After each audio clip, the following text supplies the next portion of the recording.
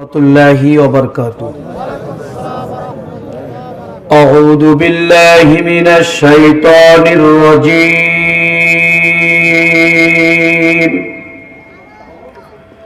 Bismillahirrahmanirrahim.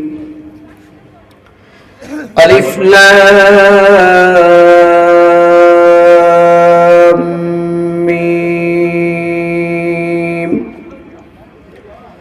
ذلك الكتاب لا ريب فيه هدى للمتقين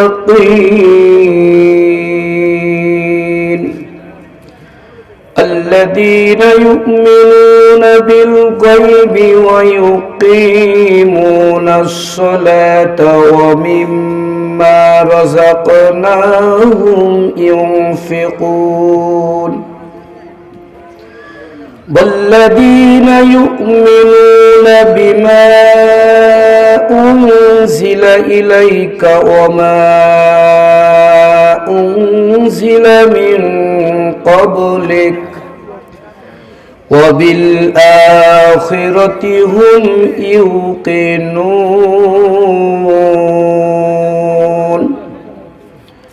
أولئك على هدى من ربهم وأولئك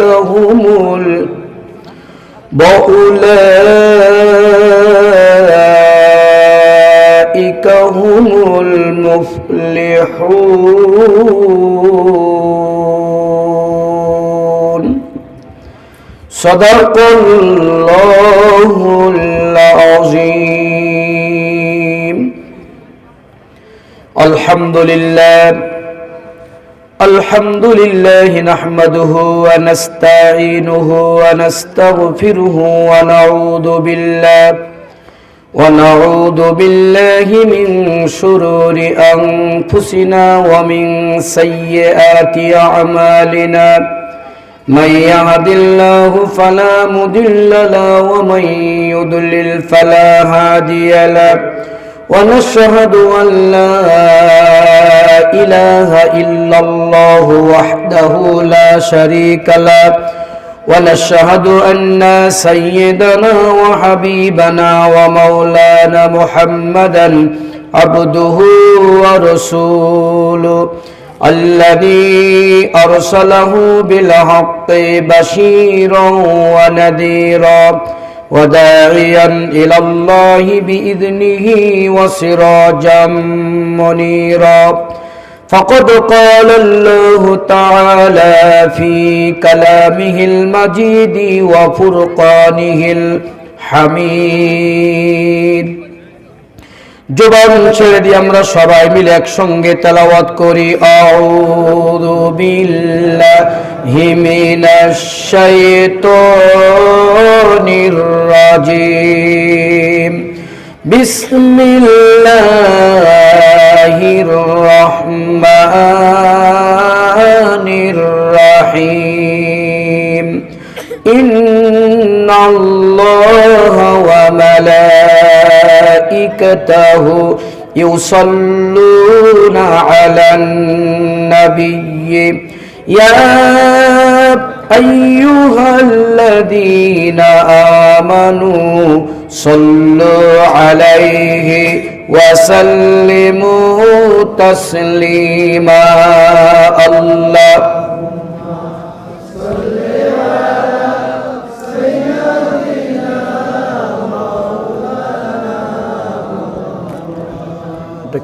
খ্যান শব্দ যে ওইটা দূর করতে হবে।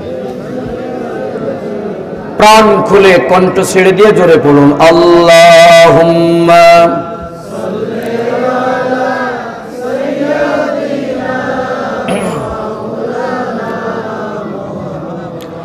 ওয়া আলা আলি সাইয়্যিদিনা.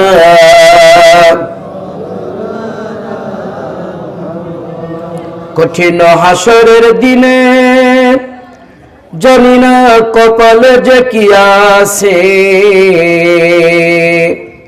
তোমার উম্মত গুনাহগার তাই তুলে নিও তোমার কোলে। আল্লাহ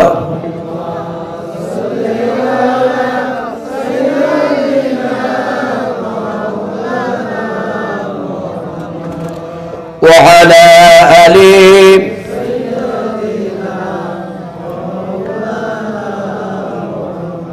আলহামদুলিল্লাহ ওয়াহদা। দারিয়াপুর পশ্চিমপাড়া যুব সম্প্রদায় কর্তৃক আয়োজিত আজকের এই দোয়ার মাহফিল, এই দোয়ার মাহফিলে উপস্থিত সর্বজন শ্রদ্ধেয় ব্যক্তিত্ব, এ মহল্লার সম্মানিত খতিব হাফেজে কোরআন উস্তাজুল আসাতিজা হাফেজ মৌলানা মুজিবুর রহমান সাহেব, ইমাম দারিয়াপুর পশ্চিমপাড়া জামে মসজিদ, আমার ডান পাশে বসা আমার প্রিয় ব্যক্তিত্ব, আমার চাচাজান, আল্লাহর খানায়ে কাবা জিয়ারতকারী সম্মানিত হাজী সাহেব, বিশিষ্ট আলেমে দিন জনাব মৌলানা ইমাদুল হক সাহেব, মঞ্চামন্ত্রিত মেহমানবৃন্দ, আল্লাহর খানায়ে কাবা জিয়ারতকারী হাজী সাহেব বৃন্দ, আমার সামনে বসা একান্ত আমার আপনজনেরা, পর্দার আড়ালে উপস্থিত আমার মা এবং বোনেরা, মাইকের আওয়াজ যতদূর যাচ্ছে সকলকে জানাচ্ছি আমার আন্তরিক সালাম। আসসালামু আলাইকুম ওয়া রাহমাতুল্লাহি ওয়া বারাকাতুহু।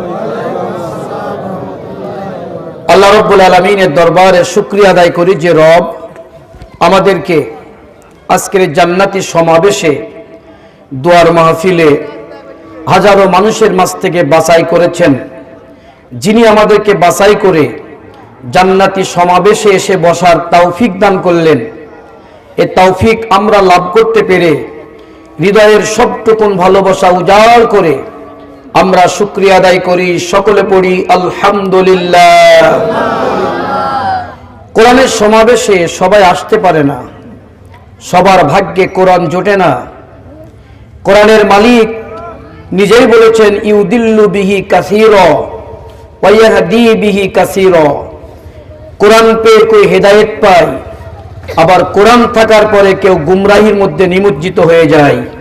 ঠিক না বেঠিক? কোরআন সবার ভাগ্যে জোটে না। আল্লাহ তাআলা যাদের প্রতি ভালোবাসা দেখাতে চান, যাদেরকে আল্লাহ চয়েস করেন, তারাই কেবলমাত্র কোরআনের মৌ ভান্ডারে বাছাই হতে পারে। হাজারো মানুষের মাঝ থেকে আজকে আমরা কোরআনের মৌ ভান্ডারে বাছাই হতে পেরে খুশি না বেজার?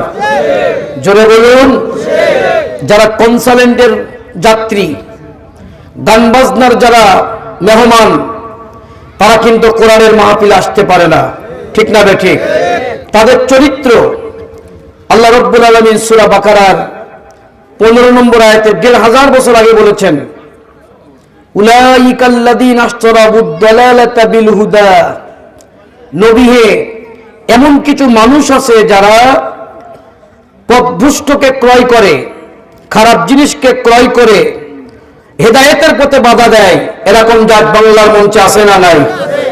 কোরআনের পথে আসতে চায় না, কিন্তু নোবেল নাটক, গান বাজনা, ঢোল, তবলা, অপসংস্কৃতি নিয়ে যারা পৃথিবীর মঞ্চ থেকে বিদায় নেবে, এ যদি মুসলমানের সন্তান হয়, আমি আজকের এই মঞ্চে ফতোয়া দিয়ে গেলাম, মৃত্যুর পরে এই লোকটা জাহান্নামে যাবে। এ কথা কার? আরো চিল্লা বলেন কার? আপনি নোবেল নাটক, গান বাজনা, অপসংস্কৃতির মধ্য থেকে মুসলমান বলে দাবি করে আপনি হুজুর ভাড়া করে নিজে দোয়া নিয়ে আপনি জান্নাতে যাবেন। হুজুরের বাবা খালি জান্নাত নয়, আপনি গান বাজনার আসরে থেকে মারা যাবেন, আপনি কোরআনের পথ ছেড়ে দিয়ে মারা যাবেন, আপনি ইসলামের পথ বাদ দিয়ে জাহিলিয়াতের পথে আপনি ড্যান্স দেবেন। জাহিলিয়াতকে বাস্তবায়ন করার জন্য স্বপ্ন এঁকে দুনিয়ার জীবন থেকে বিদায় নেবেন। মৃত্যুর পর আপনার জন্য জাহান্নাম নির্মাণ করেছেন কে? আরো চিল্লা বলেন কে? সবার ভাগ্যে কোরআন জোটে না। ঠিক না বেঠিক? কোরআনের কাছে থাকে, কোরআনের প্ল্যাটফর্মে বসে থাকে, কোরআনের মালিককে চিনতে পারে না। এরকম মাদ্রাসার সভাপতি আছে না নাই? মসজিদের ভিতরে নামাজ পড়ে, মসজিদের বারান্দার কমিটি হয়, কিন্তু কোরআনের মালিককে চেনে না, এরকম কমিটির লোক আছে না নাই? রাগ করছেন? কোরআনের কাছে বসে থাকে কিন্তু কোরআনের হেদায়েত ওই সভাপতির জীবনে পাওয়া যায় না। কোরআন যে উদ্দেশ্যে পৃথিবীতে এসেছে, লিতুখরিজান নাসা মিনাজ যুলুমাতি ইলান নূর, অন্ধকারের পথ থেকে মানুষকে মুক্ত করে আলোর পথ দেখাবে, কিন্তু সভাপতি কোরআনের কাছে বসে থাকে, কোরআনের মাদ্রাসার সভাপতি হয় কিন্তু কোরআনের পথ চেনে না, কোরআনের বিরুদ্ধে বিদ্রোহ ঘোষণা করে, এরকম জাত আছে না নাই? আল্লাহ রাব্বুল আলামিন এই সমস্ত নেককারজনক ব্যক্তিদের জন্য ১৫০০ বছর আগে জাহান্নামের আগুন তৈরি করে রেখেছে, জানার দরকার আছে না নাই? সূরা লুকমানের ৭ নম্বর আয়াতে আল্লাহ পাক বলেছেন, ওয়াইযা তুতলা আলাইহিম আয়াতুনা ওয়াল্লা মুস্তাকবিরান কাআল্লাম ইয়াসমা কাআন্নাহা ফি উযুনাহি ওয়াকরা। চিৎকার দিবেন আল্লাহু আকবার। হে নবী, আপনি যখন কোরআন তেলাওয়াত করবেন, এই কোরআনের বক্তব্য বিবৃতির সঙ্গে যার জীবন যৌবনের কর্মের মিল হবে না, সে যে পথে থাকে ওই পথের যখন তার কোরআনের সঙ্গে মিল হবে না, তখন সেই কোরআনের দাবি থেকে অনেক দূরে সরে যাবে। কান্নাহু ফি উযুনাহি ওয়াকরা, তার কানে কোরআনের শব্দ ঢুকবে কিন্তু কোরআনের পথে সে থাকবে না। এরকম লোক আল্লাহর রহমতে বাংলার জমিনে আছে না নাই? আল্লাহ তাআলা বললেন, ও নবী, এই পৃথিবীর মঞ্চে যারা কোরআনের কাছে থাকে কিন্তু কোরআনের কথাগুলো মানে না, কোরআন অনুযায়ী তারা জীবন গড়ে না, কোরআন অনুযায়ী পথ চলে না, এমন ব্যক্তিদেরকে আল্লাহ বললেন, ফাবাশশিরহু বিআযাবিন আলীম। ও নবী, আপনি তাদেরকে অপমানকর শাস্তির কথা শুনিয়ে দেন।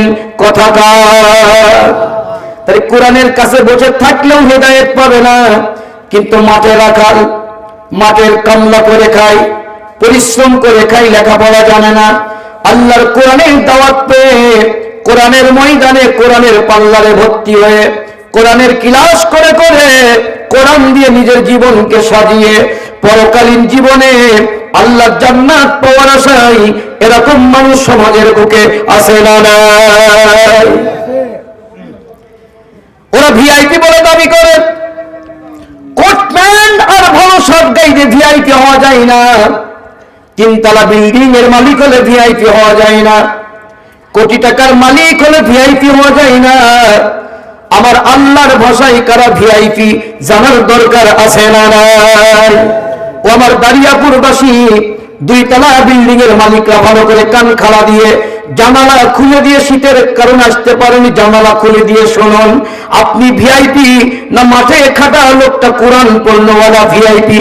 আপনি 3 তলা বিল্ডিং এর মালিক হতে পারেন, কোটি কোটি টাকার মালিক আপনি হতে পারেন, ব্যাংক ব্যালেন্স আপনার থাকতে পারে, মাঠ ভরা জমি থাকতে পারে, গোয়াল ভরা গরু থাকতে পারে, আপনি দুনিয়ার জীবনে ভিআইপি বলে ভালো বড় মঞ্চ দখল করে আপনি নাচানাচি করছেন, কিন্তু কুরআনুল কারীমের পাতায় আমি বলেছি 26 নম্বর পারার সূরা হুজুরাতের 13 নম্বর আয়াতে আল্লাহ পাক বলেছেন, ইন্না আকরামাকুম ইনদাল্লাহি আতকাকুম, নিশ্চয় আমি আল্লাহ তাআলাকে যারা ভয় পাই, আমি আল্লাহ তাআলাকে যারা ভয় করে, আমি আল্লাহর কাছে তারা ভিআইপি।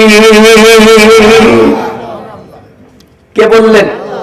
আরেকবার, ওর বাবাজিরা সারাদিন পরিশ্রম করেন, ক্লান্ত পরিশ্রান্ত শরীর আপনার আরামের বিছানায় না দিয়ে আজকের এই দুয়ার মাহফিলে ছুটে এসে কিছু কোরআনের কথা শোনার সুযোগ আপনারা পেলেন। এই সুযোগটুকু হাজারো মানুষের ভিতর থেকে আপনাদেরকে দয়া করে দান করেছেন কে? আরো চিল্লা বলেন কে? আপনারা এই সুযোগ পেয়েছেন। আল্লাহ তাআলা বলেছেন, ওয়াইযা কুরিয়াল কুরআন ফাসতামিউ লাহু ওয়া আনসিতু লাআল্লাকুম তুরহামুন। যেখানে কোরআনের তেলাওয়াত হয় আর ওই তেলাওয়াত যারা শোনে আর যারা চুপ থাকে, আমি আল্লাহ তাদেরকে লাআল্লাকুম তুরহামুন, আমি আল্লাহ কমিটমেন্ট করলাম, আমি আল্লাহ তাদেরকে রহমত দিয়ে বাড়িতে ফিরিয়ে নিয়ে যাই। তাহলে কোরআনের ভিতরে রহমত আছে কথা কার? তিনতলা বিল্ডিং এর মালিক, কোটি কোটি টাকার মালিক, লাখপতি এই দাঁড়িয়ে পড়ে আছে, কিন্তু কোরআনের রহমত থেকে বঞ্চিত এরম মানুষ আছে না নাই? আমি এই সমস্ত বঞ্চিত ব্যক্তিদেরকে আজকে আহ্বান জানাচ্ছি। আমি কোরআনের একজন শিক্ষক, কোরআনের একজন দায়ী হিসাবে যতটুকু বুঝেছি, যদি আপনি আল্লাহর রহমত নিয়ে মরতে চান, আগামীকাল কবরে যেতে চান, হাসর মিজান পুলসিরাতে যদি আপনি ডান হাতে আমলনামা পেতে চান, দুনিয়ার সব পথ সব মত ছেড়ে দিয়ে কোরআনের রহমতের বাজারে কর্মী হওয়ার দরকার আছে না? রাজি আছেন তো? কথা বলেন। আজকে যারা কোরআনের কর্মী, আজকে যারা হাদিসের কর্মী, সমাজতন্ত্র, লেনিন, প্লেটো, মাও সেতুং, যত রকমের মতাদর্শ এই পৃথিবীতে আছে, ওই সমস্ত পথমত থেকে যারা ছেড়ে দিয়ে আল্লাহর কোরআনের কর্মী যারা হয়েছে, তাদের জন্য কি শুভ সংবাদ জানার দরকার আছে না নাই? আমি ১,৫০০ বছর আগে যে কোরআন আজকে আমরা পড়ছি, যে কোরআনের মাহফিল আমরা এসেছি, এই কোরআনের ভিতরে দেখলাম সূরা বনী ইসরাঈলের ৮২ নম্বর আয়াত আল্লাহ পাক বলেছেন, অনুনাজ্জিলু মিনাল কুরআন মা হুয়া শিফাউ ওয়া রাহমাতুল লিল মুমিনিন। আমি আল্লাহ এই কোরআনকে অবতীর্ণ করেছি মুমিনদেরকে শেফা করার জন্য, সার্টিফাই করার জন্য। আজকের পৃথিবীতে কোরআনকে যারা সাপোর্ট দেবে, আখিরাতে কোরআনের সাপোর্ট পেয়ে তারা জান্নাতে যাবে। কোরআনকে সাপোর্ট দিতে রাজি আছেন তো? কথা বলেন। এই বাংলার জমিনে অসংখ্য নামধারী মুসলমান আছে যারা কোরআনকে সহ্য করতে পারে না, আল্লাহর ইসলামকে সহ্য করতে পারে না, কিন্তু মরার পরে কোরআনকে ব্যবহার করে জান্নাতে যেতে চাই।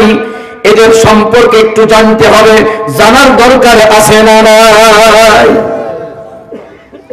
তাই কোরআনকে যারা সমর্থন দেবে, কোরআনের যারা আমল করবে, কোরআন অনুযায়ী যারা চলবে, কোরআনকে নিয়ে যারা দাওয়াতি কাজ করবে, কোরআনের সমাজ কায়েমের জন্য চেষ্টা করবে, কোরআন তাকে কিয়ামত দিবসে সুপারিশ করে আল্লাহর জান্নাতে পৌঁছিয়ে দেবে।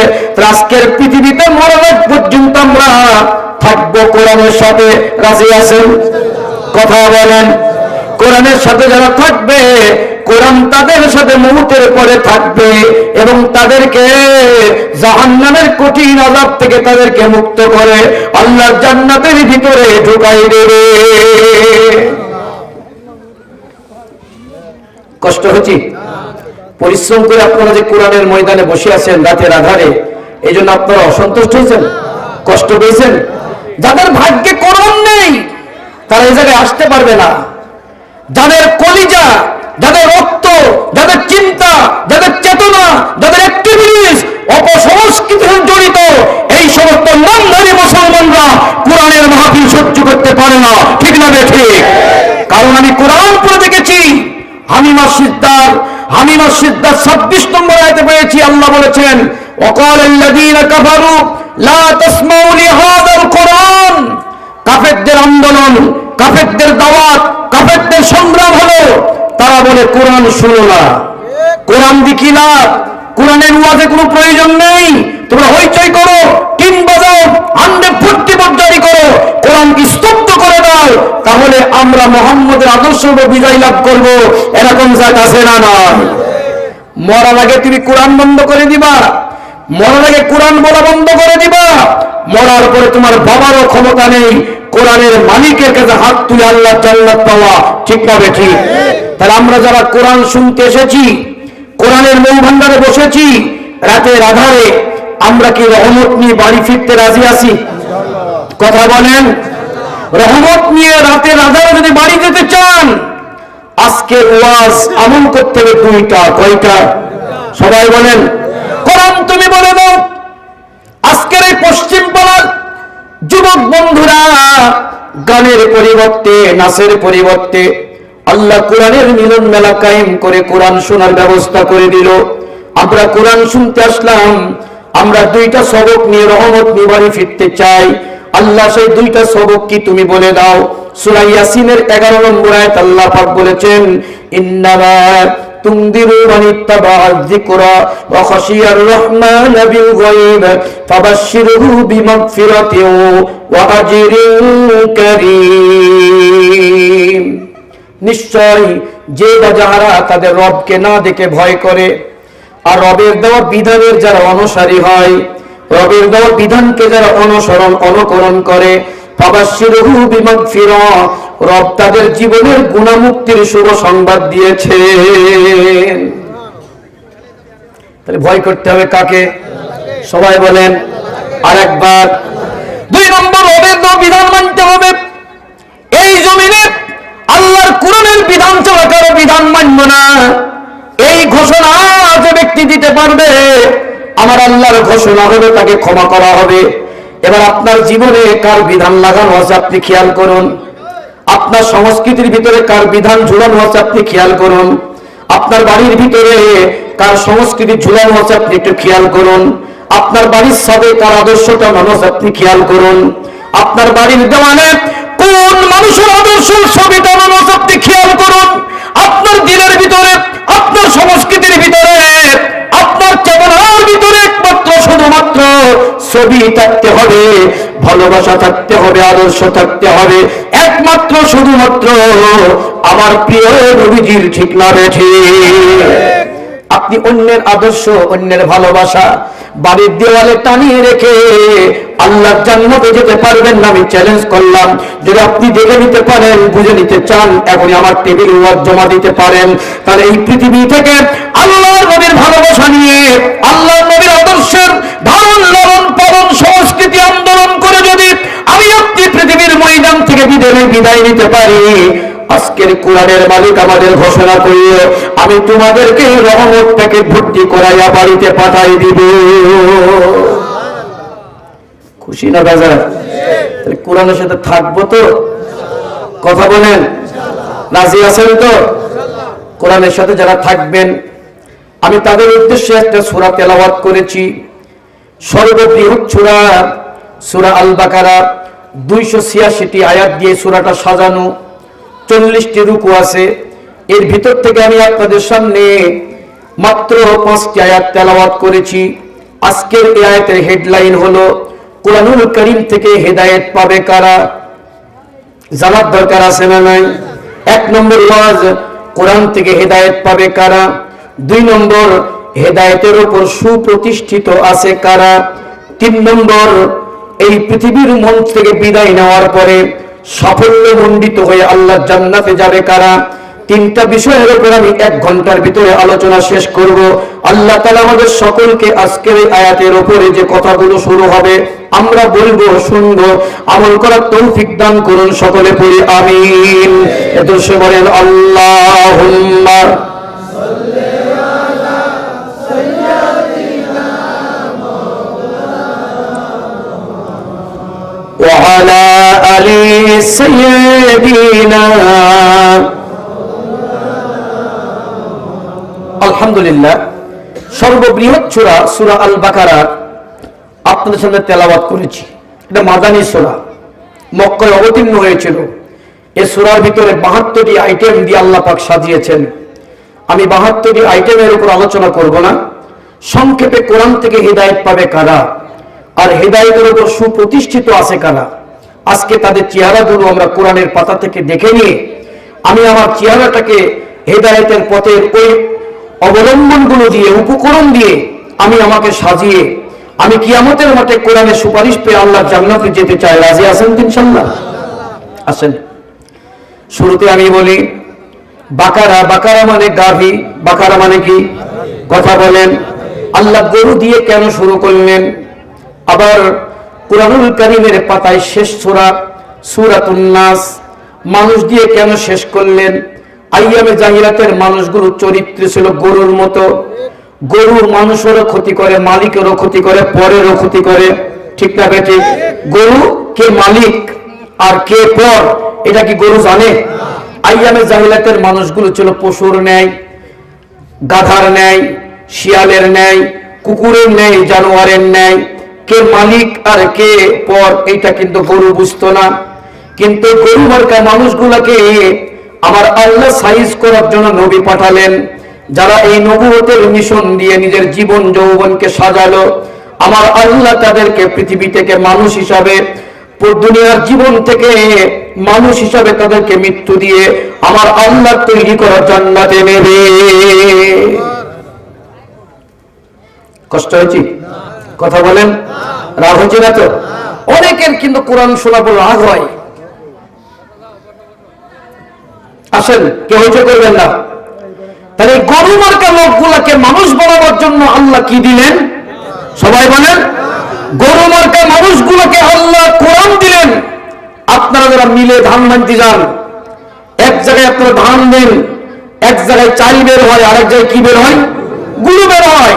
আমি সমস্ত পাপ নিয়ে, সমস্ত পঙ্কিল নিয়ে, অসৎ চরিত্র নিয়ে, অসৎ মন নিয়ে, অসৎ সংস্কৃতি নিয়ে আল্লাহর কোরআনের রাইস মিলে যদি আমি আমাকে ঢুকাতে পারি, এই কোরআনের রাইস মিল আমার জীবন যৌবনের সমস্ত পাপগুলোকে, যেমন চাউল এক জায়গায় বের হয়, গুড়া এক জায়গায় বের হয়, আমি যদি কোরআনের রাইস মিলে আমি আমাকে ঢুকাতে পারি, কোরআনের রাইস মিলে যদি আমি আমাকে ঢুকাই, আমি যদি শীত সত্য করে নিতে পারি, কোরআনের রাইস মিলে যদি আমি তাজকিয়া করে নিতে পারি, আমার জীবন যৌবনের সমস্ত পাপগুলোকে আমার আল্লাহ ঝরিয়ে আমাকে চালের মতো করে জান্নাতের ভিতরে উঠাই নেবেন।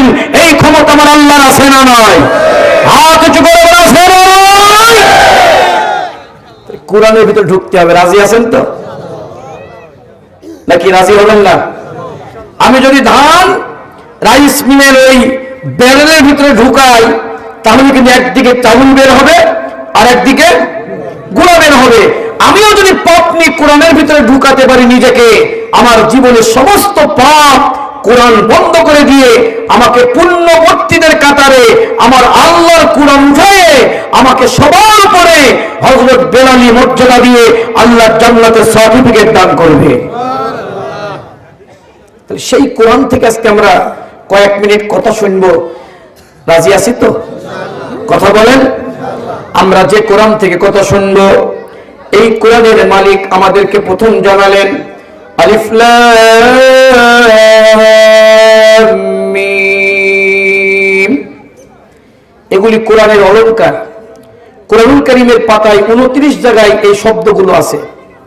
এগুলাকে আরবিতে বলা হয় হরফে মুকাত্তাআত, বিচ্ছিন্ন বর্ণ। এইগুলোর অর্থ একমাত্র আল্লাহই ভালো জানেন। এগুলোর অর্থ আল্লাহ নবীকে বলেননি, নবীও এর অর্থ করেননি। আল্লাহু আ'লামু বিমুরাদি বিহি। এইগুলোর একমাত্র তথ্য এর ভিতরে কি আছে কে জানেন?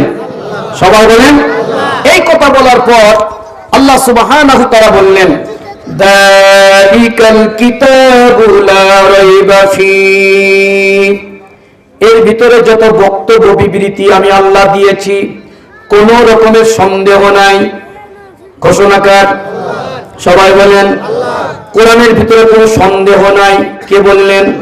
কোরআনকে সন্দেহ করে এরকম মুসল্লি আছে না নাই? কথা বলেন। পৃষ্ঠা নম্বর, আয়াত নম্বর, লাইন নম্বর সব বলার পরেও কোরআনকে সন্দেহ করে।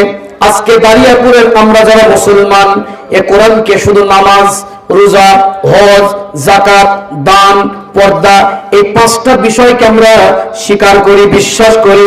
আর বাকি সমস্ত বিষয়কে আমরা সন্দেহ করি বলেই কোরআনকে আমরা সংবিধান হিসেবে গ্রহণ করতে পারিনি। ঠিক না ঠিক?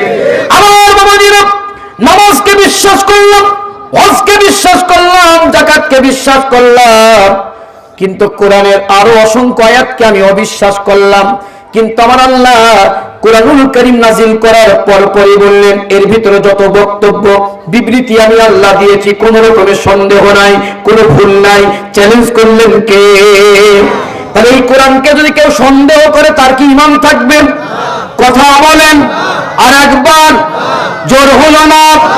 এই কোরআনকে যারা সন্দেহ করবে, আমার আল্লাহ তাআলা বললেন সূরা আল বাকারা 23 নম্বর আয়াতে বললেন وَإِن كُنتُمْ فِي رَيْبٍ مِّمَّا نَزَّلْنَا عَلَى عَبْدِنَا فَأْتُوا بِسُورَةٍ مِّن مِّثْلِهِ وَادْعُوا شُهَدَاءَكُم مِّن دُونِ اللَّهِ إِن كُنتُمْ صَادِقِينَ। আমি আমার বান্দার প্রতি যে কিতাব অবতীর্ণ করেছি তোমাদের যদি সন্দেহ হয় তাহলে এর অনুরূপ একটা তোমরা সূরা তৈরি করো, যদি তোমাদের দাবিতে তোমরা সত্যবাদী হয়ে থাকো। কথাকার আরেকবার, তার মানে যে কেরাম, যে কোরআন, যে কিতাব, যে পথ নির্দেশনা, যে হেদায়েত আমাকে আল্লাহ তাআলা দিতে চাচ্ছেন, এর ভেতরে কোন রকমের সন্দেহ নাই। সন্দেহ যারা করে এদের পরিণামটা কি জানার দরকার আছে না নাই?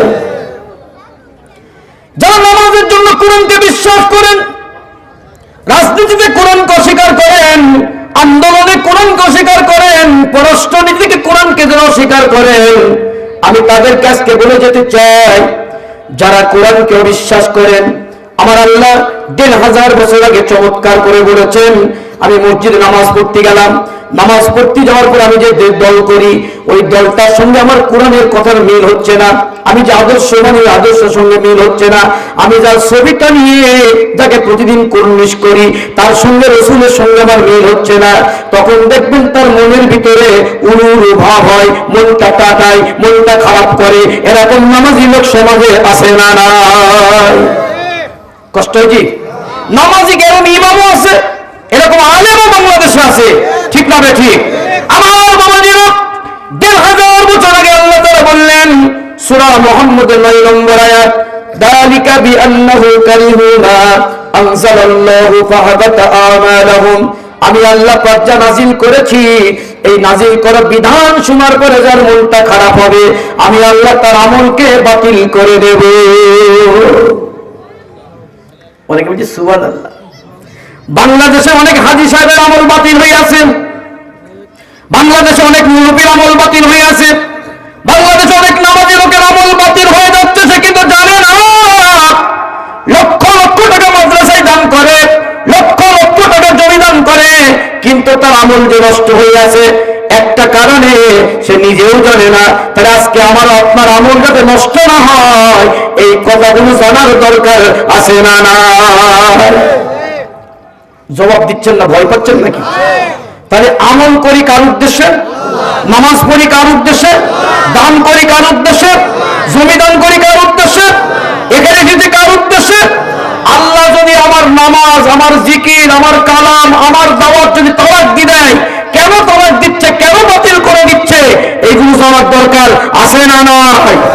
আপনাদের কাছে আমার প্রথম জিজ্ঞাসা, এই পৃথিবীতে যে কোরআনটা আমরা এখন তেলাওয়াত করলাম এই কোরআনটা আমি ফিরাতুল ইসলামের নাজিল করে না আল্লাহ? সবাই বলেন। এই কোরআনুল কারীমের পাতার ভিতরে ১১৪টি সূরা আছে, এই সূরাগুলো নাজিল করেছেন কে? এই কোরআনুল কারীমের পাতায় যে কথাগুলো বক্তব্য বিবৃতি আল্লাহ দিয়েছেন এর ভিতরে কোনো সন্দেহ নেই, এ কথাকে আপনার বিশ্বাস হয়? এখন এই কোরআনের ভিতরে যে কথা বক্তব্য বিবৃতি দেওয়া আছে এইগুলোকে কেউ যদি সন্দেহ করে তার আমল, তার নামাজ, তার জিকির, তার কোরআন তেলাওয়াত, তার ৬ লক্ষ টাকা দান সাথে সাথে তালাক দেবেন কে? আলেম কে? আল্লাহ। আমি ৩.৫ লক্ষ টাকা খরচ করে হজ করে এলাম কাবা শরীফের মাটিতে, আমার হজটা গেল কোথায়? আল্লাহ বলি তুমি কি পড়োনি, তুমি কি জানো নি তোমার চাচা তোমার আব্দুল্লাহ বিন উবাই ১৪ বার হজ করেছিল, ৮.৫ বছর রাসূলের পেছনে কিরাতে নামাজ পড়েছিল, তোমার চাচা তো বুনাই আব্দুল্লাহ বিন উবাই ইবনে সুলুল, তার একটাই অপরাধ ছিল কোরআন, আমি যে কোরআনে বলেছিলাম যালিকাল কিতাবু লা রাইবা ফি, এর ভিতরে কোনো সন্দেহ সংশয় নয়। যখন তোমাকে বলা হতো আলা লাহুল খালকু ওয়াল আমর, সাবধান সৃষ্টি যার আইন চলবে তার, তখন তোমার মন খারাপ হতো, মাথা খারাপ হতো, 140 জারি করতি, রাতের ঘুমকে হারাম করে দিতি। তুমি ৩.৫ লক্ষ হজ করেছো, তোমার হজকে সাথে সাথে আমি তালাক দিয়ে তোমাকে জাহান্নামে আব্দুল্লাহ বিন উবাইয়ের মেহমান বানিয়েছি। এরকম হাজী সাহেব বাংলার জমিনে আছে না? খুব ভালো করে খেয়াল করেন। আপনি চোখ বুঝে চুপ করে বসে বলেন বিশাল খেদমত করছে, আমি মাদ্রাসার বিরাট দায়িত্ব পালন করছি, কিন্তু আপনি যে কোরআন বিরোধী আন্দোলন করছেন আপনার কি খেয়াল আছে? বিশাল ব্যাপার। আল্লাহ নাজিল করা বিধানের কথা তাকে যখন বলা হয় তখন তার মনটা খারাপ হয়। এরকম জাত আছে না নাই? ইমাম সাহেবের দিকে কোরআন নজরে তাকা, ইমাম সাহেব আজকে আপনার ওয়াজটা খুব একটা ভালো হলো না, কেন? কি অপরাধ? বলে অপরাধ তুমি তো বুঝতেই পারছো, কি বললি আজকে জুমার খুতবায়? এরকম জাত আছে না নাই? মানে এক মসজিদে এক ভাই ইমামতি করে, কি করে? ইমামতি করে, সেদিন সে ওয়াজ করেছে ফাহাল্লাল্লাহু হারাম ওয়া হারামা রিবা, সুদ হারাম ব্যবসা হালাল। আচ্ছা বলেন তো এই বক্তব্যটা আমার না আমার আল্লাহ? এখন ওই মসজিদ কমিটির সভাপতি তিনি সুদখোরের রাজা। কিসের রাজা? আর একবার ভয় পাচ্ছেন? সুদের সর্বনিম্ন গুনাহ হলো তার মায়ের সঙ্গে নিকি করা। এই দেশের সেই ব্যক্তিটি, এই প্লেয়ার, এই নায়ক এই মসজিদ কমিটির সভাপতি। আমাদের গ্রামে এরকম লোক নেই, অন্যান্য গ্রামে দেখেছি আমি। তো এইরকম এই নায়ক ইমাম সাহেবের, ওই দিন ইমাম সাহেবের বাড়ি, ইমাম সাহেবের খাওয়ার পালা ওই লোকের বাড়িতে। ইমাম সাহেবের বক্তব্য শুনে মাথা খারাপ। ইমাম সাহেব ওই মুলুপিকে সাথে নিচ্ছে না, 10 হাত দূরে। কত হাত? 10 হাত পিছনে, আর ওই সভাপতি 10 হাত আগে, সাথে নিচ্ছে না। ইমাম সাহেব বলছে, সভাপতি সাহেব অন্যদিন বেশ হাত ধরে যায়, আজ কি তোমাকে হাতের সাথে নিচ্ছ না, কারণ কি? বলে তুমি আজকে আমার বউর মান সম্মান ক্ষতি করে দিছো। বলে কি? বলে আমার বউ এনজিও চাকরি করে, 350 লোকের ভিতরে তুমি সুদের বিরুদ্ধে কথা বলেছো আমার বউকে নিয়ে। সুতরাং আমি আজকে তোমাকে হুঁশিয়ার সংকেত দিচ্ছি, 10 নম্বর সংকেত দিচ্ছি, তুমি যদি আমার মসজিদে ইমামতি করতে চাও এই খবরদার এই কথা বলবা না। আচ্ছা ওই সভাপতি ভালো কথা বলছে না খারাপ কথা? ঠিক আছে, খাবার টাবার তো সেদিন দিলই না। উনি বসতে চলে আলি, বললো আমি এখনই দেখতে চাই, তুমি আমার মসজিদ থেকে কেটে ওঠো। আচ্ছা ইমাম সাহেব অপরাধ করেছে না খারাপ? ভালো কথা বলেছে। আপনারা বলছেন ভালো কথা বলছি, কিন্তু তার মধ্যে চলে গেল। সবাই বলেন তা কি হয়েছে? ইমাম অপরাধ করলো নাকি? বলে তোমার ইমামতি শেষ। ইমাম সাহেব যাই ওখান থেকে একটা অন্য শহরে যে ইমামতি নিল, নেওয়ার পরে সে চিন্তা করলো এরকম কড়া বক্তব্য দেব না, দরকার নেই, ইমামতি চলে গেল। এইবার ইমাম সাহেব ওই দিন পর্দার ব্যাপারে কথা বলেছে, অকরনা ফি বুয়ুতিকুন্না ওয়ালা তাবাররাজনা তাবাররুজাল জাহিলিয়াতিল উলা। প্রিয় মায়েরা ভালো করে শুনুন, দিলে কান লাগান। ঘর থেকে বের হলে মোটা চাদর গলা থেকে পা পর্যন্ত ঝুলিয়ে দিতে হবে। এই নির্দেশ হাফেজ মুজিবুর রহমান মৌলানা ইমাদুল হক সাহেবের না আমার আল্লাহ? কথা বলেন। এই বক্তব্য যখন পর্দার ব্যাপারে বলল, বাইরে বউ যদি পর্দাবিহীন ঘরে তার স্বামী দায়ুস, আর দায়ুস কোনোদিন আল্লাহর বেহেশতে যেতে পারবে না। ওই মসজিদ কমিটির সেক্রেটারির বউ এরকম এলোমেলো চলে। এখন ওই দিন আবার ওই হুজুরের বাড়ি, ওই সেক্রেটারির বাড়ি খাওয়ার দাওয়াত, একই অবস্থা। সেক্রেটারি বলল, হুজুর আপনি লোক পড়লে আমার বউর দিকে আপনি তাকালেন, আমার বউ বেপরোয়া, আপনি কেন এই কথা আপনি মসজিদে বললেন? আচ্ছা উনি দায়িত্ব পালন করলো কার? আর একবার জোর হলো না? আপনি কেন বললেন হুজুর আমার বউ যদি মার্কেটে ঘোরে, আপনি কেন বলবেন? আপনি কেন বললেন? আপনি তো এটা ভুল করেছেন। আপনাকে 1 ঘন্টার ভিতরে আমার মসজিদে যাতে আসরের সময় আর না দেখি, 1 ঘন্টার ভিতরে আপনাকে বেড়ু ফুটলানি পালাতে হবে। ইমাম সাহেব সুদের বিরুদ্ধে কথা বলার কারণে ইমামতি হারালো।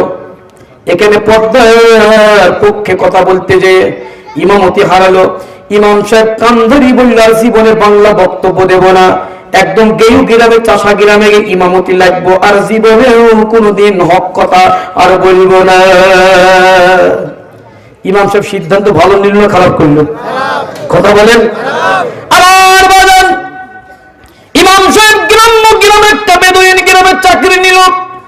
ইমাম সাহেব ইমামতি করছে জুমার দিন, তিনি এক কুচিও বাংলা বক্তব্য দিলেন না, চুপচাপ করে বসে থেকে 1:30টার সময় নামাজ আরম্ভ করছে। ইয়াসিন অল কুরআনিল হাকীম। ওই মসজিদ কমিটির ক্যাশিয়ারের নাম হলো বাবর আলী। কি নাম? সবাই বলেন। আর এই মসজিদ কমিটির সেক্রেটারির নাম হলো ইয়াসিন, আর সভাপতির নাম হলো হাকিম। ওই দিন ক্যাশিয়ারের বাড়িতে খাবার পালা। ক্যাশিয়ার বলছে, হুজুর আপনি যাদের নাম নিয়েছেন তাদের বাড়ি যান, আপনি মসজিদ কমিটির সভাপতির নাম ইয়াসিন, তার নামটা বললেন নামাজে। আপনি মসজিদ কমিটির সেক্রেটারি হাকিমের নামটা বললেন। আমি বাবুর আলীর নামটা আপনি যখন বলেন না আমি ক্যাশিয়ার, আপনার ইমামতির 12টা বাজালাম। ইমাম সাহেব বলল আমি তখন বাংলা বক্তব্য দিলাম না, আমি জানলাম না। তো ঠিক আছে, আপনি যখন আমাকে বলছেন এই কথাটা, এখন আমি আপনার কথাটাকে মেনে নিলাম। এবার কেন তো ইমামতি রাখেন। আচ্ছা বলেন তো আপনারা ইয়াসিন কার নাম, হাকিম কার নাম? একটু কণ্ঠ ছেড়ে দিয়ে বলতে হবে। কিন্তু হারামখোর জ্ঞান নাই, কোরআন জানে না, কোরআনের মাদ্রাসার সভাপতি বসে আছে, ঠিক না ঠিক? ইমাম সাহেব না দেখলে মসজিদে নামাজ পড়ার যোগ্যতা রাখে না, সেক্রেটারি হয়ে বসে আছে, এই জন্য ওর এই দশা, ঠিক না ঠিক? কষ্ট হয়েছে? ক্যাশিয়ার যখন ধরেছে, আপনি সভাপতির নাম নিয়েছেন, একটু আসতে দাও, আপনি সেক্রেটারির নাম নিয়েছেন, আমার নাম নিলি না নিলি কিন্তু হবে না। উনি মাথায় হাত দিয়ে চুপচাপ করে বসা। বিবি বলছি ব্যাপার কি স্বামী গো, তোমার মনটা খুব খারাপ, ব্যাপারটা কি? বললো সুদের বিরুদ্ধে কথা বলার কারণে ইমামতি গেল, পর্দার পক্ষে কথা বলতে যে ইমামতি গেল, আবার এই গ্রামে গেলাম ইমামতি করতে, সভাপতির নাম ইয়াসিন, সেক্রেটারির নাম হাকিম, এটা আমি জানতাম না। আল্লাহর কিষান ওই দিন ইয়াসিন সূরা দিয়ে নামাজ পড়েছি। এখন ক্যাশিয়ারের নাম বাবুর আলী, আমি বলিনি বলে আমার ইমামতি থাকছে না। তোরটা কি, তাহলে একটা সূরা তোমাকে বানিয়ে দিয়েছি, বাড়ি এবার পড়বা। ক্যাশিয়ারকে বললো ঠিক আছে হুজুর, ক্যাশিয়ার সাহেব আগামী শুক্রবারে আপনার নামটা নিয়ে আমি নামাজ পড়াবো, আপনার নামটা নেব, আপনি এবার কামত রাখেন। বললো ঠিক আছে। এবার ক্যাশিয়ার সাহেব ওই দিনকে ভালো করে সেজে কুচিকে একটু ফার্স্ট কাতারে গিয়ে ইমামের পেছনে বসে আছে। ইমাম সাহেব ওই দিন কিরাত পড়িয়া আইয়ুহাল বাবুর আনতা কিলবুন ওয়া আনতা আবিকা খিনজির ওয়া আনতা জাদ্দুকাল হিমার ওয়া আনতুমুল জাহিলুন। বাবুর আলী খুব খুশি। বাবুর আলী কি সবাই বলেন? ওরে বাবারে, এতদিন পরে আমি বুঝলাম আমার নামে যে কিরাত আছে। হুজুর সাহেব জবাব করে বলছি, আপনি একটু ওই যে কিরাতটাকে জুমার দিন নামাজ পড়ালেন, এইটার একটু অর্থ জানতে চাই। অর্থ জানলে তার ইমামতি থাকবে না যাবে? এখন ইমাম সাহেব তো চিন্তা করছি অর্থ জানলি পরে যাহাই অর্থ বলি ছাড়ব, আমার ইমামতি দরকার নেই। খাওয়া দাওয়ার পরে বলছে অর্থ শোনেন তাহলে। অর্থ হবে ইয়া আইয়ুহাল বাবুর, হে বাবুর, আনতা কিলবুন, তুই কুকুর, ও আনতা আবিকাল খিনজির, তোর বাপ সুর, ও আনতা জাদ্দুকাল হিমা, তোর বাপ গাধা, ও আনতুমুল জাহিলুন, তোর বুষ্টি শুদ্ধ মূর্খ। এরকম গাধার বাপ, মূর্খের বাপ, জাহিলের বাপ কোরআন বিরোধী কথা বলে, কোরআন বিরোধী কাজ করে, এরকম বাংলার জমিনে আছে না? আর লেবুল আমাদেরকে তোমার ভালো লাগে না, পদ পদবি তুমি দিবা না। জাহেল লোকগুলো পদ পদবি দখল করে আছে বলে আজকে মসজিদ গুলো নামাজী সংখ্যা কম, ঠিক না বেঠে? তাহলে আল্লাহ বললেন যালিকাল কিতাবু লা রাইবা ফীহি, এর ভিতরে যত বক্তব্য বিবৃতি দিয়েছেন কে? কোন রকমের সন্দেহ নেই। কেউ যদি সন্দেহ করে তার কি ঈমান থাকবে? কথা বলেন। আল্লাহ রাব্বুল আলামিন বললেন এই কি, এই গ্রন্থ এমন একটি গ্রন্থ, এমন একটি কিতাব যার ভিতরে কোন রকমের সন্দেহ নাই, এর তুলনা এর মতো একটা গাইড লাইন এই পৃথিবীতে আর নাই। চিৎকার দিয়ে বলুন আল্লাহু আকবার।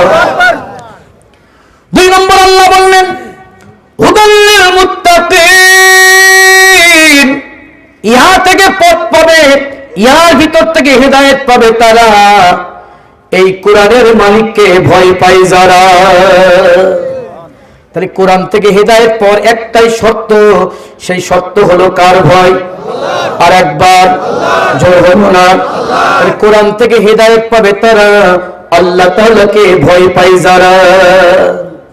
আজকে দুঃখজনক হলো সত্য, মুসলমানের সন্তান কোরআন জানে না। আমার বাবাজি বলতেছিল 1 নম্বর সাবজেক্ট মুসলমানদের স্কুল কলেজ মাদ্রাসায় কোরআন থাকা দরকার, ঠিক না ঠিক? আজকে কোরআন মুসলমানের সন্তান জানে না, কোরআন মুসলমান সন্তান পড়তে পারে না।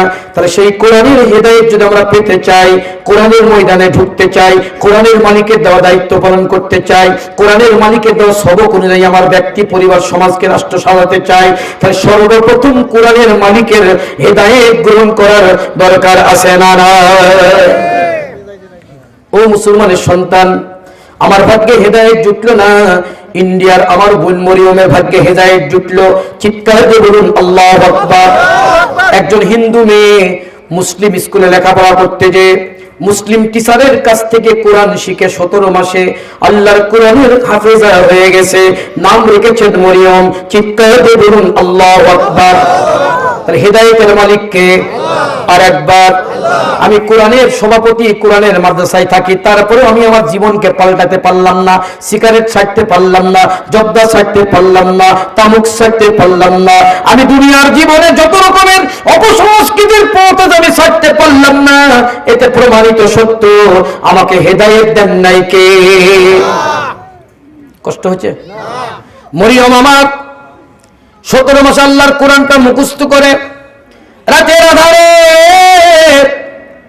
নারায়ণ চন্দ্র তার পিতার নাম, ইন্টারনেটে ঘটনাটা আমি শুনে, ইন্টারনেটে ঘটনাটা দেখে আমি আশ্চর্য হয়ে গেলাম। মরিয়ম রাতের আধারে তার পিতামাতা যখন গভীর ঘুমে আচ্ছন্ন, মানুষ যখন সবাই থমথমা ভাব, রাতের নিকুশ আলো আধারে জানালা দরজা বন্ধ করে দিয়ে আমার বোন মরিয়ম সুন্দর করে তেলাওয়াত করছে, আর রহমান আল্লামাল কুরআন খলাকাল ইনসান আল্লামাহুল বায়ান।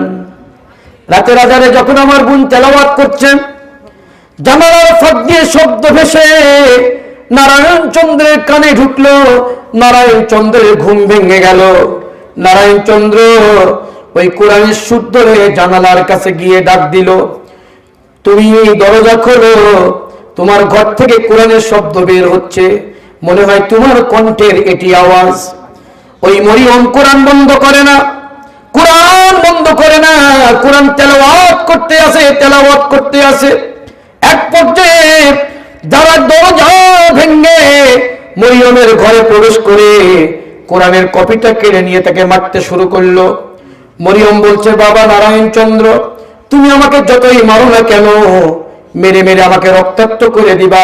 হযরত ওমর যখন তার বোনকে মেরে রক্তাক্ত করেছিল, কিন্তু তার কণ্ঠ থেকে কোরআন কাটতে পারে নাই। আজকে এই হিন্দুস্তানের মাটিতে আমি 17 মাসে কোরআনটা মুখস্থ করে কোরআনের হাফেজা হয়ে গেছি, আমার কণ্ঠ থেকে তুমি কোরআনকে কেড়ে নিতে পারবা না। চিৎকার দিয়ে বলুন আল্লাহু আকবার। আমার বোন মরিয়ম তার পিতাকে বলল, শোনো বাবা, আমি যে কোরআনটা মুখস্থ করে ফেলেছি, তোমার হাতে আমি জীবনটা তুলে দেব, কিন্তু কোরআনের কপি আমি ছেড়ে দেব না, কোরআনের শব্দ আমি ছেড়ে দেব না। এখন এই কোরআনের জন্য জেল জুলুমের অনেক ছেলেরা শিকার হয়, কিন্তু কোরআনুল কারীমের পথ ছাড়ে না। ঠিক না বেঠিক? হযরতে মূসা আলাইহিস সালামের ঘটনা, মরিয়ম কোরআনুল কারীমের পাতায় পড়েছে, তার বাপ নারায়ণ চন্দ্রকে তুলে ধরল, ইব্রাহিমের ঘটনা তুলে ধরল, কিন্তু হিন্দু ব্রাহ্মণ নারায়ণ চন্দ্র তার কথাগুলো কর্ণপাত না করে মারতে শুরু করলো। মারতে মারতে গলা টিপে ধরে যখন মরিয়মকে শহীদ করে ফেলা হলো, শহীদ করার পরে রক্তমাখা চেহারা নিয়ে পাষণ্ড নারায়ণ চন্দ্র বাসায় ফিরল, আরেকটা রুমে ঢুকলো। ঢুকার পরে সে সিদ্ধান্ত নিল, আমার মেয়েকে চিতায় পুড়িয়ে আমি শেষ করব। চিতা যখন সাজানো হলো, চিতার ভিতরে তার মেয়েকে কোরআন পড়াবে, কোরআনের কারণে, কোরআনের মিছিল আসার কারণে, কোরআনের হেদায়েত লাভ করার কারণে ওই মরিয়মকে যখন চিতার উপরে শুয়ায়ে ঘি এবং কেরোসিন ঢেলে দিয়ে পোড়াবার ব্যবস্থা করা হলো, ইন্ডিয়ার মাটির সমস্ত হিন্দুরা দেখতে পেল মরিয়মকে ওই আগুনে আর পোড়াতে পারছে না। আচ্ছা বলেন তো, আগুনকে স্টপ করে দিয়েছেন কে? কারণ 3766 বছর আগে হযরত ইব্রাহিম খলিলুল্লাহকে আগুনের ভিতরে ফেলা হয়েছিল। ওহীর আন্দোলন করার কারণে, তাওহীদের আন্দোলন করার কারণে, নির্ভেজাল তাওহীদকে মেনে নেওয়ার কারণে ওই দিন আমার আল্লাহ নোটিশ করেছিলেন। আবার 1955 সালে ভারতের মাটিতে নারায়ণ চন্দ্রের ঘর থেকে বের হয়ে কোরআনের নূর গ্রহণ করার কারণে, কোরআন মুখস্থ করার কারণে ওই মরিয়মকে যখন আগুনে পোড়ানোর ব্যবস্থা করা হলো, আগুনকে নোটিশ করে আল্লাহ বললেন, ভারতের মানুষকে এই মুজিজাটা কোরআনের অলৌকিকতা দেখাবার জন্য আমি নিষেধ করছি, আগুন তুমি আমার মরিয়মকে তুমি পোড়াতে পারবা না। আমার বাবাজিরা, আমার প্রিয় মায়েরা, ভালো করে শুনুন, ওই মরিয়মকে যখন পোড়াতে পারল না, অন্যান্য ব্রাহ্মণদের কাছে যে নারায়ণ চন্দ্র বলল, আমার মেয়েকে আমি পোড়াতে পারলাম না, আমি তাকে কাঠের ভিতরে রাখলাম, গ্যালন গ্যালন ঘি দিলাম, কেরোসিন দিলাম, তাও পোড়াতে পারলাম না, কেমনে পুরো ছাই করা যায়? ব্রাহ্মণদের পরামর্শ নিতে শুরু করলো। ব্রাহ্মণরা বলল, তোমার মেয়ের কি অপরাধ? অপরাধটা বলতে চাই না। এক পর্যায়ে যখন সবাই মিলে গোল বৈঠক করে জিজ্ঞাসা করলো, তখন বলল, আমার মেয়ের একটাই অপরাধ, মুসলমানদের ধর্মীয় গ্রন্থ আল্লাহর কোরআনের হিদায়াত পেয়ে কোরআনটা মুখস্থ করেছে। অন্যান্য ব্রাহ্মণরা বলল, শোনো মহাদেব, মহাদেব কল্কির যুগ অবতার মহামিনার গর্ভে প্রিয় নবীজির আগমন করেছিল। এই কোরআনকে যারা মুখস্থ করবে, এই কোরআনের হেদায়েতের পথে যারা থাকবে, তাদেরকে নষ্ট করতে পারবে না, তাদেরকে বিলীন করতে পারবে না, ছাই করতে পারবে না। ভারতের হিন্দুরা সেদিন সবাই মিলে নারায়ণ চন্দ্রকে বলেছিল, যদি তোমার মেয়েকে ছাই করতে চাও, তোমার মেয়েকে যদি পুড়িয়ে ভস্ম করতে চাও, তাহলে তোমার মেয়েকে একটা কারেন্টের ভোল্ট বাক্স তৈরি করো, এর ভিতরে তোমার মেয়েকে ঢুকিয়ে দাও, তাহলে ওই কারেন্টের ভোল্টে হাজার হাজার ভোল্টের ওই তাপে তোমার মেয়ে ভস্ম হয়ে যাবে। আমার মরিয়মকে ওই ব্রাহ্মণদের পরামর্শ অনুযায়ী ওই জায়গায় ঢুকানো হলো। কয়েকদিন যাবত তাপ দেওয়া হলো। তাপ দেওয়ার পরে মরিয়মকে যখন বের করা হচ্ছে, আমার আল্লাহ মরিয়মের চেহারাটা জান্নাতি মানুষের মতো রেখে দিয়েছে। তাহলে এই কোরআনের সাথে যারা থাকবে তাদের সম্মান দেবেন কে? আরো চিল্লা বলেন। আমার বাবাজিরা, সেই কোরআন আজকে বাংলার মাটি থেকে মুছে যাচ্ছে। মুসলমানরা উপসংস্কৃতি নিবাস্ত, নামাজ নেই, কালাম নেই, জিকির নেই, আল্লাহ নেই, পরকাল নেই, এরকম সন্তান বেশি না কম? কষ্ট হয়েছে আপনাদের? তাহলে কোরআনের হেদায়েতের মালিক কে? আল্লাহ তাআলা যাকে চয়েস করেন তাকে হেদায়েত দেয়। আমার লজ্জা থাকা দরকার, আমার বাপ একজন হাজী সাহেব, আমি নামাজ না পড়ে বসে থাকি, আমার লজ্জা হওয়া দরকার। আমার বাবা কোরআনের মাহফিলের সভাপতি, আমি নামাজ পড়িনি, আমার লজ্জা হওয়া দরকার। আমার বাবা মাদ্রাসার টাকা তুলি, আমি নামাজ পড়িনি, আমার লজ্জা হওয়া দরকার। আমার বাবা কুরআনুল কারীমের ঘরের সভাপতি, আমি নামাজ পড়িনি। এরকম চরিত্র মার্কা লোক সমাজে আছে না? না। কষ্ট হয়েছে? রাগ করছেন? তাই কোরআনের ভিতরে কোনো ভুল নেই। হেদায়েত পাবে তারা, আল্লাহকে ভয় পায় যারা। আল্লাহর ভয় যদি আমার আপনার দিলে থাকে, তাহলে কুরআনুল কারীমের পথের দরজা, হেদায়েতের দরজা, জান্নাতের দরজা খুলে দেবেন কে? রাজি আছেন তো? আজকে আমি সংক্ষেপে কয়েক মিনিট কথা বলে ইনশাআল্লাহ দোয়া করব। এইবার এই হেদায়েতের উপরে যে বাজাহারা প্রতিষ্ঠিত, হযরতে মুসা আলাইহিস সালাম বললেন, আন্নান নাবিয়্যা মান খাশাকা ফিল ইমলাক নাহনু বাদা তিলাওয়াতিল ওয়াহিয়া। যে বাজাহারা এই আল্লাহর পক্ষ থেকে, আল্লাহর তরফ থেকে যে হেদায়েতটা আসে, এই হেদায়েতের উপর যারা প্রতিষ্ঠিত থাকবে, আমি মুসা ঘোষণা দিয়ে গেলাম, এই হেদায়েতের পথে যারা মরবে, হেদায়েতের মালিক তার জীবনের গুনাহ মাফ করে দেবে। মরিয়মকে যখন পুরাতে পারল না কোরআনের হেদায়েত গ্রহণ করার জন্য, তখন নারায়ণ চন্দ্রকে ভারতের সমস্ত ব্রাহ্মণরা বলল, তুমি তোমার মেয়ের পদ গ্রহণ করো। ভারতের নারায়ণ চন্দ্র সেদিন বলল, আমার মেয়ে কুরআনুল কারীম মুখস্থ করার অপরাধে আমি তার জীবনটাকে নিলাম, তাকে মারলাম। আমি আজকে বুঝতে পেরেছি কুরআনুল কারীমের পথটাই হলো হেদায়েতের পথ, কুরআনুল কারীমের পথটাই হলো মুক্তি, শান্তি, নিরাপত্তার পথ। সেদিন নারায়ণ চন্দ্র তার মেয়ের মৃত লাশের সামনে দাঁড়িয়ে কালেমা পড়ে তাওহীদ বিল্লাহর বাগানে জান্নাতে প্রবেশ করলো। সেই কোরআন আমাদের মাঝে আছে না নাই? কথা বলেন। কিন্তু কোরআন থাকার পরেও, কোরআন এত হুজুররা বলার পরেও আমার কানে ঢুকছে না, আমি গ্রহণ করছি নি। এর মূল কারণ হলো আমাকে হেদায়েত পর একটাই শর্ত, সেটা হলো আমার ভিতরে ভয় থাকতে হবে। কার? আল্লাহ পাক বললেন, যারা আমি আল্লাহকে ভয় পাই, কষ্ট যে আপনাদের, আমি আল্লাহকে যারা ভয় পাই তাদের এক নম্বর গুণ এবার আল্লাযীনা ইউমিনুনা বিল গায়ব, তারা আমি আল্লাহ তাআলার গায়েবকে বিশ্বাস করে, না দেখে বিশ্বাস করে। আল্লাহ একজন আছেন, আল্লাহ আমার জীবনের মালিক, আল্লাহ আমার মৌতের মালিক, আল্লাহ আমাকে একদিন মৃত্যু দিয়ে কবরে ডেকে নেবেন। অর্থাৎ গায়েবের মালিককে কোন পীর সাহেব নাকি, কোন হুজুর নাকি, কোন মাজার নাকি? তাহলে তাদের এক নম্বর হেদায়েতের পথে যারা সুপ্রতিষ্ঠিত, তাদের এক নম্বর কোয়ালিটি হলো তারা তাদের আল্লাহকে না দেখে বিশ্বাস করে। চিৎকার দিয়ে বলুন আল্লাহু আকবার। আল্লাহকে যারা না দেখে বিশ্বাস করে তাদের পরিচয় হলো ঈমানদার। তাদের পরিচয় কি? সবাই বলেন আরেকবার, জোর হলো না? তাদের পরিচয় ঈমানদার।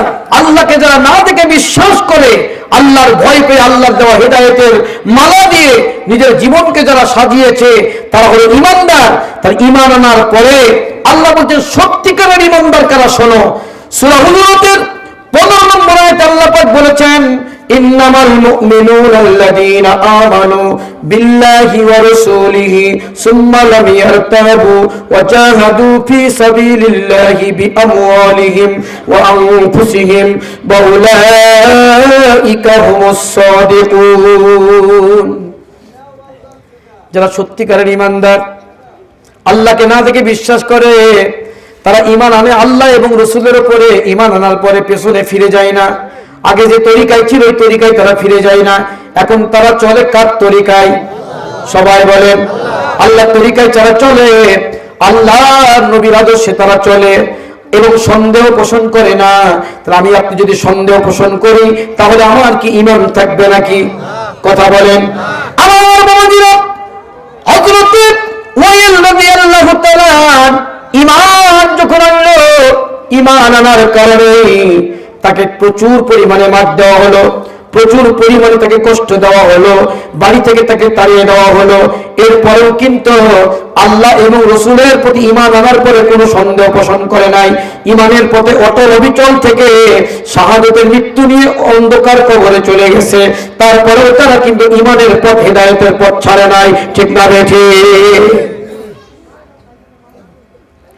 আমার প্রিয় আপনজনেরা, তাহলে এক নম্বর হেদায়েতের মধ্যে টিকে থাকতে হবে, না দেখে বিশ্বাস করতে হবে কাকে? 2 নম্বর হেদায়েতের পথে, হেদায়েত এবং ঈমানকে যদি আমার সচল রাখতে হয়, 2 নম্বর যে কাজ সেটা হলো ওয়ায়ুকিমুনাস সালাহ। 2 নম্বর কোয়ালিটি হেদায়েতের পরিবর্তে, গায়েবের পরিবর্তে নামাজ কায়েম করতে হবে। কি কায়েম করতে হবে? খেয়াল করে দেখেন, আজকে যারা সভা দিচ্ছি তারা হয়তো নামাজই পড়েনি। কষ্ট পাচ্ছেন না তো? আজকে যারা তো মাহফিল দিচ্ছি তারা হয়তো এশার নামাজও পড়েনি, ফজরও পড়েনি। ঠিক না ঠিক? আচ্ছা, আমি যদি নামাজ না পড়ি আর নামাজের কথা আপনাদেরকে বলি, তাহলে এই ওয়াজে কি কাজ হবে? আপনি ওয়াজের ব্যবস্থা করতে কিন্তু নামাজ পড়ছেন না। এরকম যাক বাংলাদেশ এখন বেশি, নামাজ নেই, কালাম নেই, জিকির নেই, ওয়াজ মাহফিল নেই, কিন্তু দেখা যায় নামাজ পড়ে না। তো আমার বিশ্বাস আজকের মাহফিলের যে আয়োজন করেছে, এরা আগামীকাল ফজর থেকে নামাজ কায়েমের আন্দোলন করবে। আমরা তাদের জন্য দোয়া করি, সকলে পড়ি আমিন। তাহলে তারা 2 নম্বর গায়েবকে বিশ্বাস করার পরে 2 নম্বর যে কোয়ালিটি তাদের ভিতরে দেখতে পাওয়া যাবে, যারা আল্লাহর হেদায়েত পেয়েছে তাদের ভিতরে নামাজ কায়েমের কর্মসূচি থাকবে। ঠিক না ঠিক? নামাজ পড়ার কথা কোরআনে কোনো জায়গায় নেই, নামাজ কায়েম করতে হবে। বাংলাদেশে 90% মুসলমানদের যদি নামাজ কায়েম থাকতো, তাহলে বেনামাজিকে রাস্তাঘাটে নামাজ আযানের পর কি পাওয়া যেত? এখন মসজিদের বাইরে লোক বেশি না মসজিদের ভিতরে লোক বেশি? জোরে বলেন আরেকবার, জোর হলো না? আল্লাহর কসম, আমি ফিরাতুল ইসলাম যদি 100 বছর বেঁচে থাকি আর 100 বছর যদি ওয়াজ করি, একটা লোককে ওয়াজ করে নামাজি বানাতে পারবো না। কারণ নামাজি যিনি বানাবেন এই দায়িত্ব দিকে দিয়েছেন যার হাতে, সেই কথাটা শোনানোর দরকার আছে না নাই? নামাজ কোনো হুজুরের ওয়াজে বাড়বে না, নামাজ কোনো পীরের ওয়াজে বাড়বে না, নামাজ কোনো ব্যক্তির ওয়াজে বাড়বে না, নামাজ রাষ্ট্রের ওয়াজে বাড়বে, রাষ্ট্রের আইনে বাড়বে। সূরা হজের যে হাদিস আমরা হজ করি, আপনারা সূরা হজের মূলনীতি তিনি হজ করে এসেছেন, শুনে রাখেন। সূরা হজের 41 নম্বর আয়াত, আল্লাযীনা ইন মাক্কান্নাহুম ফিল তাদেরকে মুসলমানদের ক্ষমতা দিই, ক্ষমতায় যাওয়ার পরে তাদের প্রথম নম্বর কাজ হবে রাষ্ট্রের ভিতরে নামাজ চালু করে দেওয়া। এ কথা কার? আরো চিল্লা বলেন কার? নামাজ চালু হলে পরে লাভ কি জানার দরকার আছে না নাই? আল্লাহ বলেছেন নামাজ যদি তোমরা কায়েম করতে পারো, এত ওয়াজ নসিহতের কোনো প্রয়োজন হবে না, এত সম্পদের কোনো প্রয়োজন হবে না, রেহাব কুবরা চিত্রার কোনো প্রয়োজন হবে না। নামাজ যদি কেউ কায়েম করে, আর কান হাকাম তাদিন তার কান সূরা কিরাত তেলাওয়াত জিকির আজকার দিয়ে নামাজ যদি তার জীবনে কায়েম করতে পারে, নামাজের প্রথম মেডিসিন হলো ইন্নাস সালাতা তানহা আনিল ফাহশাই ওয়াল মুনকার, সূরা আনকাবুতের 45 নম্বর আয়াত। নিশ্চয় নামাজ অশ্লীল খারাপ কাজ থেকে নামাজীদেরকে বিরত রাখবে। কথা কার? আর চিল্লা বলেন কার? রাষ্ট্রের প্রথম কাজ হলো নামাজ কায়েম করা। আজকে কি নামাজ কায়েম আছে? রাষ্ট্রের মাত্র 1282 জন লোক যদি সৎ হয়, গোটা 18 কোটি মানুষ সৎ হয়ে যাবে। মাত্র 1282 জন লোক যদি সৎ হয়, 18 কোটি মানুষ সৎ হবে। তাহলে 1282টি দপ্তরে নামাজ কায়েম করার কর্মসূচি তাদের হাতে থাকবে। যারা নামাজ কায়েমের কর্মসূচি তারা দিতে পারবে, এই 1282 জন লোক আমাদের সমর্থন দেওয়ার দরকার আছে না নাই? অনেক নামাজি লোক আছে, নামাজ পড়ে, কিন্তু 1282 জন লোক বাংলাদেশের প্রয়োজন 18 কোটি মানুষকে নেতৃত্ব দেওয়ার জন্য, এইগুলো কিন্তু তারা খেয়াল করে না। ঠিক না ঠিক? আমি সারা জীবন যদি ওয়াজ করি, বিডির কাজ হচ্ছে ঘাসের গাছ উল্কি দেওয়া। বিডি যারা দেয় না তারা তো বোঝেন ঘাসের কি করা। ওয়াজ মানে গাছ উল্কানো, শত্রু বানানো। কিন্তু একবার নাঙল কষি দেওয়া যায়, ঘাসের বাপের নাম ভুলে যাবে। ঠিক না ঠিক? লাঙ্গল হলো আইন, ওয়াজ হলো বিধি। বিধি দিয়ে আপনার ছেলেকে আপনার মেয়েকে নামাজি বানানো যাবে না। ঠিক না ঠিক? রাষ্ট্র যদি নামাজ পড়ো, আইন যদি করে, এই যে মাস নো সার্ভিস, সবাই আমরা মাস কিনে অফিসে ঢুকি। ঠিক না ঠিক? আমরা যদি বলতাম তুমি যে চাকরিতে এসেছো তুমি মুসলমান না হিন্দু, সে যদি বলে আমি মুসলমান, সর্বপ্রথম তাকে যদি জিজ্ঞেস করি নামাজের আরকান হাকাম কয়টি, তাহলে এই মুসলমান সন্তানকে মুখস্থ করবে না। আমি তাকে যদি জিজ্ঞেস করি সূরা ফাতিহা বলো, অর্থ সহ মুখস্থ করা লাগবে। আমি যদি তাকে জিজ্ঞেস করি তুমি কোরআন পড়া জানো, বলে হ্যাঁ জানি, তাহলে নামাজ পড়তে হলে কোরআন পড়া জানা লাগবে, নামাজের নিয়ম কানুন জানা লাগবে। তাই প্রত্যেকটা যদি ছেলে চাকরির ভাইবাকে চাকরির ইন্টারভিউতে যদি নামাজের কথাগুলো জিজ্ঞেস করা হতো, বাংলাদেশের সকল তরুণ যুবকেরা কিন্তু নামাজি হয়ে যেত। ঠিক না ঠিক?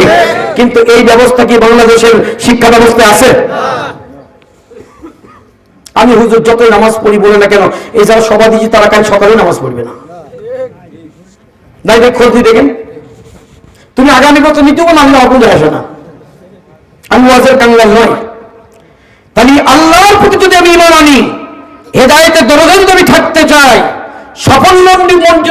সাফল্যমণ্ডিত অর্জন করতে চাই, তাহলে 2 নম্বর কোয়ালিটি আমাকে নামাজ কায়েম করতে হবে। কি করতে হবে? আমি নিজে নামাজ পড়বো, আমার ছেলেকে নামাজ পড়াতে হবে, আমার বউকে নামাজ পড়াতে হবে। অনেক লোক দেখবেন ভোরবেলায় কষ্ট করে মসজিদে গিয়ে নামাজ পড়ে, তাকে তো জিজ্ঞেস করে যায় আবার চাষি নামাজ পড়ে, তা তো জানিনি। হাসছেন কেন? অনেকের অবস্থা এরকম, চাষাই নামাজ পড়ে, চাষি নামাজ পড়ে না, স্ত্রী নামাজ পড়ে, স্বামী পড়ে না, কিন্তু মুনাজাত করেন তো মিথ্যা। রব্বানা যালামনা আনফুসানা ওয়া ইল্লাম তাগফির লানা, হে আমাদের রব আমরা জুলুম করেছি। আমরা মানে কি? আদম আলাইহিস সালাম এবং হাওয়া আলাইহিস সালাম, তাসনিয়া সিগা দ্বিবচন। আমরা জুলুম করেছি আল্লাহর আইন না মানার কারণে, আল্লাহর নির্দেশ না মানার কারণে আমরা জুলুম করেছি। ওতার হামনা, আপনি আমাদের প্রতি দয়া করেন, আপনি আমাদেরকে মেহেরবানি করেন। লানাকুনান্না মিনাল খাসিরিন, আমরা ক্ষতিগ্রস্ত হয়ে যাব। তাহলে আমি নামাজ পড়তে গিয়ে আল্লাহর কাছে ক্ষমা চাচ্ছি, আমি দিবসন দিই, এদিকে আমার নাক দেখি স্টার জলসা, সারা রাত দেখে দেখি চোখ ফেবলা করি, এখন আরামে ঘুমাচ্ছি। আমি তো একদম মনোজাত করতে বলে কি কান্দা তসবির টিভি তসবির কালো দানা, আল্লাহ যে মধ্যে বসে ভাব কি সিটারি করতেছে মসজিদে। এরকম সিটারের বাচ্চা মসজিদ গুলো বেশি না কম? কথা বলেন বেশি, মানে আমরাই নিজে নামাজ পড়ি, বউ নামাজ পড়ে না। তার মারা দাঁড়া এমনি ওর ওয়াজ বন্ধ হইতে ওরা তো জানেনি, কোন যায় আসে আমার। তাহলে আমাকে নামাজ যদি পড়তে হবে, বউকে নামাজি বানাতে হবে। রাজি আছেন ইনশাআল্লাহ? যদি নামাজ পড়তে না চান, রাতে পায়ে হাত বুলান, ও আমার বউ, ও ও আমার প্রিয়তমা, তুমি আমার সঙ্গিনী, আমরা দুইজন একসঙ্গে আল্লাহর জান্নাতে যেতে চাই, আল্লাহর জান্নাতে একসঙ্গে যেতে চাই।